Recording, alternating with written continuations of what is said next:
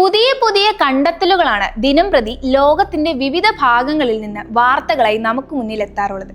ഇത്തരം കണ്ടെത്തലുകളിൽ ഇന്ത്യക്കുമുണ്ട് കാര്യമായ പങ്ക്. നമ്മുടെ ശുഭാംശു ശുക്ല അടക്കം ഇത്തരത്തിലുള്ള കണ്ടെത്തലുകളുടെയും പഠനങ്ങളുടെയും ഭാഗമാണ്. എന്നാൽ ഇപ്പോൾ ശ്രദ്ധ നേടുന്നത് മറ്റൊരു കണ്ടെത്തലിനാണ്.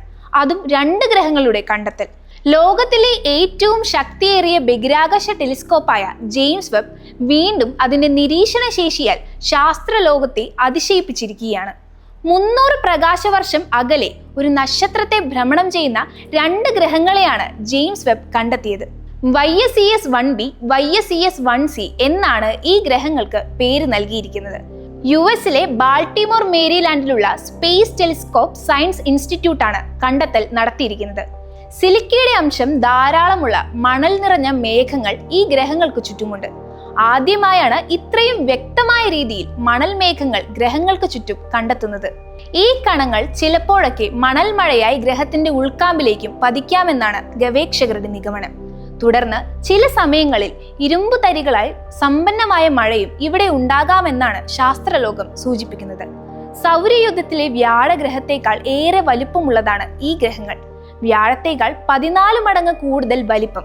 എന്നാൽ വ്യാഴത്തെ പോലെ തന്നെ ഒരു ഉൾക്കാമ്പിന് ചുറ്റും കനത്ത വാതകങ്ങൾ പൊതിഞ്ഞു നിൽക്കുന്ന വാതക ഭീമന്മാരാണ് ഈ ഗ്രഹങ്ങളും. ഈ ഗ്രഹങ്ങളുടെ അന്തരീക്ഷം ചുവപ്പാണ്. ഈ നിറത്തിന് കാരണം അതിനുള്ളിലെ സിലിക്കേറ്റ് കണങ്ങളാണ്. ജെയിംസ് വെബിന്റെ നിയർ ഇൻഫ്രാറെഡ് സ്പെക്ട്രോഗ്രാഫാണ് പുതുഗ്രഹങ്ങളുടെ ദൃശ്യങ്ങളും വിവരങ്ങളും ശേഖരിച്ചത്.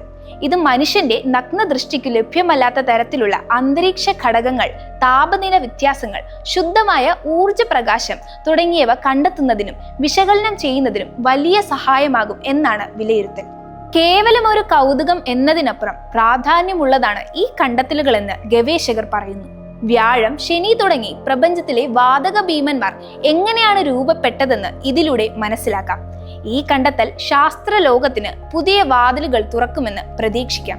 അതുവഴി പ്രപഞ്ചത്തിലെ വാതക ഭീമന്മാർ എങ്ങനെയാണ് രൂപപ്പെട്ടത്, അവരുടെ അന്തരീക്ഷ ഘടനയിൽ എന്തെല്ലാം രാസവസ്തുക്കളാണ് അടങ്ങിയിരിക്കുന്നത്, അവയുടെ ഭൗതിക ഘടന എങ്ങനെയാണ് എന്നീ ചോദ്യങ്ങൾക്കുള്ള ഉത്തരങ്ങളിലേക്ക് കൂടി ഈ കണ്ടെത്തൽ ശാസ്ത്രലോകത്തെ നയിക്കട്ടെ.